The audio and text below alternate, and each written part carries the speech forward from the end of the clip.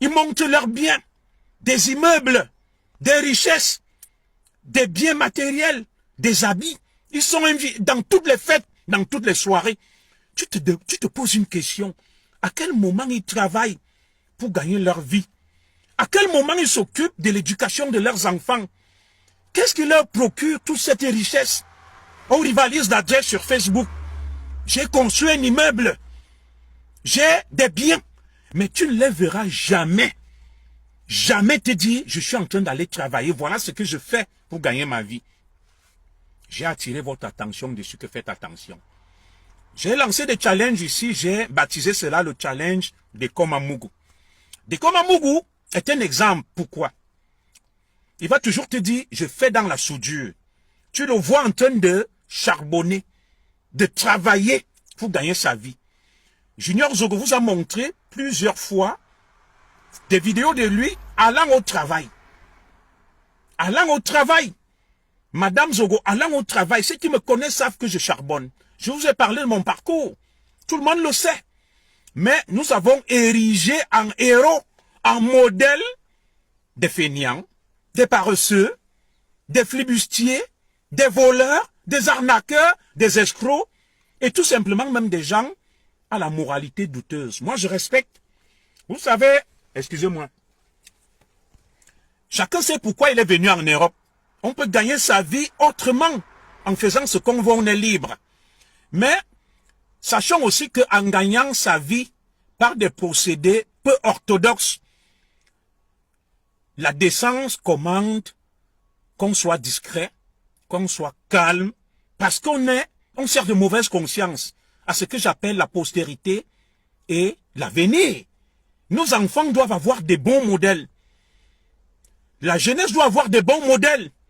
Le modèle, c'est celui qui se lève, qui fait un effort, qui mène une vie honnête. Le modèle, c'est pas celui qui insulte à longueur de journée, qui se vante, qui vole, qui escroque, qui arnaque, qui pille, et à la limite, qui se livre à des activités douteuses, qui jette tout simplement l'opprobre, le déshonneur et la honte. Je ne les juge pas, je respecte, mais je vous dis, la décence commande la discrétion. Lorsqu'on mène une vie dissolue, lorsqu'on mène une vie dissolue, en bon français, je ne vais pas être blessant, j'utilise des euphémismes. Lorsqu'on mène une vie dissolue, lorsqu'on est un flibustier, lorsqu'on a une moralité douteuse, nul n'est parfait, moi-même je ne suis pas parfait. La décence veut qu'on soit discret, qu'on se taise. On ne peut pas être un arnaqueur, on vient se vanter sur Facebook, faisant croire aux gens qu'on a réussi. On ne peut pas être un escroc, on vient se vanter sur Facebook pour faire croire à la postérité, à nos enfants, qu'on a réussi. Non. On ne peut pas être un vendeur de ndongo, un vendeur, une vendeuse de ndongo, comme aime dire ma petite sœur Étoile Trébienne, j'aime bien ce mot-là, ndongo, ou de piment, et venir pomper l'air aux gens à longueur de journée, qu'on est riche, on a des immeubles. Je vous dis, ces gens-là ne sont point des modèles, ils ne sont point des exemples. C'est tout simplement la mauvaise conscience collective des gens qui veulent embarquer notre jeunesse, nos femmes, nos maris, nos enfants, nos mamans, nos papas, nos grands-mères, nos grands-pères, vers la perte, vers ce que j'appelle la débauche. Ils ne sont en rien un modèle de réussite. Je vous le répète avec emphase, en insistant que cessez d'ériger en modèle, en héros, en exemple de réussite, des bandits, des escrocs, des voleurs, des arnaqueurs, des gens vendant leur corps pour gagner leur vie. Je respecte leur choix.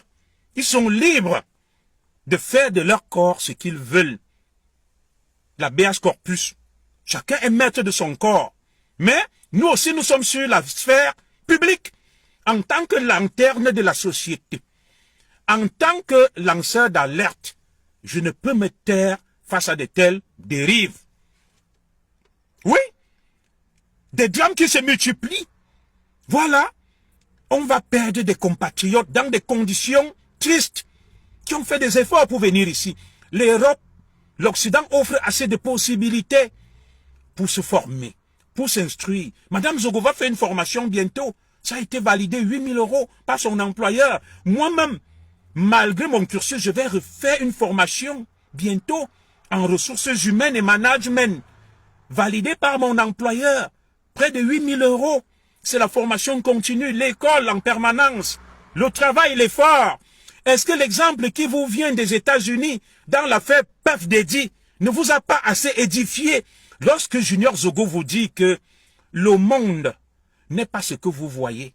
Un pays n'est pas la somme des valeurs, symboles, inscrites sur les frontons de ses édifices publics. Liberté, égalité, fraternité, non. Un pays, c'est la pratique qui est faite au quotidien. C'est des exemples. Valorisons des vrais héros. Des enfants qui vont à l'école, qui deviennent des médecins, des ingénieurs, des hauts fonctionnaires. Valorisons des hommes d'affaires, des entrepreneurs qui réussissent au prix, n'est-ce pas, de l'intelligence et de leurs efforts. Ne valorisons pas la pacotille. Ne valorisons pas la racaille. Mais nous respectons les choix des uns et des autres. Chaque jour, vous allez voir des gens afficher un luxe ostentatoire derrière la souffrance, la misère, des selfies, des voyages. Ils sont invités dans toutes les soirées, ils vont partout. Ils donnent de l'argent, mais jamais on les a vus trimer, charbonner et travailler. Nous avons tous une responsabilité dans ces drames, dans ce que j'appelle, n'est-ce pas, cette société perverse et corrompue. Nous avons tous une responsabilité collective dans cette descente aux enfers, dans cette déchéance de notre société. Des ectoplasmes à longueur de journée, des gens qui méritent même qu'on les accompagne en disant « Ouh, voleur !» Je salue mon fils Mano Sabi. Nous avons une responsabilité collective. Oh, j'ai construit un immeuble au Cameroun, j'ai 2 immeubles, j'ai fait ceci, à longueur de journée. Vous allez voir des femmes qui viennent, n'est-ce pas, rivaliser d'adresse sur les réseaux sociaux, en train, n'est-ce pas, de se fondre dans des contorsions bouffonnes, en train, n'est-ce pas, de soulever leur saillie postérieure, où on vient vendre le piment sur Facebook. Et dans ce cas, qu'on soit clair, tu vas voir une maman, toujours en tenue légère, elle monte et descend, elle tourne les fesses, elle monte. Mais un peu de décence, un peu de pudeur. Tu ne les verras jamais aller travailler. Ils montent, ils descendent, toujours dans la fête. Ce que j'appelle les épicuriens. On ne peut pas fonder toute une vie en faisant la fête, en montant, en descendant, en vantant un bonheur illusoire, chimérique. Ils sont milliardaires dans leurs rêves. Et c'est à cause d'eux que nous avons ce genre de drame. C'est à cause d'eux que notre jeunesse est en perdition. C'est à cause d'eux, n'est-ce pas, que nos mamans quittent les mariages, qu'il y a désormais des divorces. C'est à cause de tout ça que nous vivons ce que nous vivons aujourd'hui. L'exemple qui nous vient des États-Unis, avec l'affaire Puff Daddy, devrait vous édifier. Tout le petit monde des États-Unis, les vidéos sont là, sont passées par Puff Daddy pour la réussite au prix du sang, la réussite au prix du déshonneur, la réussite au prix du satanisme. C'est pas de la réussite. Je salue ma sœur, Casse la Chicotte qui est là, la belle Casse la Chicotte. Oui, c'est pas de la réussite à longueur de journée. Vous allez voir des spécialistes de la joie sur Facebook, des vidéos, toujours avec telle star, avec telle célébrité, toujours en train de danser, de faire la fête.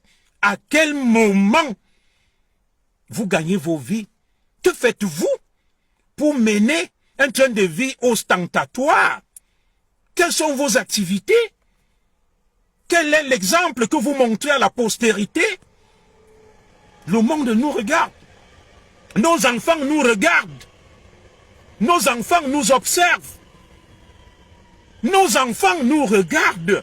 Est-ce que nos enfants auront pour modèle, auront pour héros des vendeurs, des vendeuses de ndongo et de piments? Non, je refuse de cette société dissolue. Est-ce que nos enfants auront pour modèle des fêtards qui font la fête H24 sans jamais justifier d'une quelconque activité? Je refuse de cette société perverse.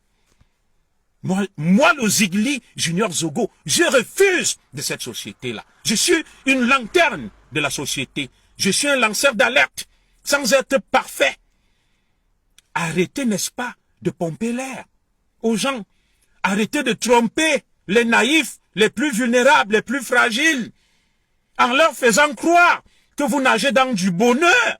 Vous ne nagez dans aucun bonheur.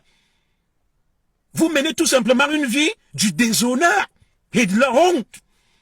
Et lorsqu'on mène une vie du déshonneur et de la honte, on doit être discret.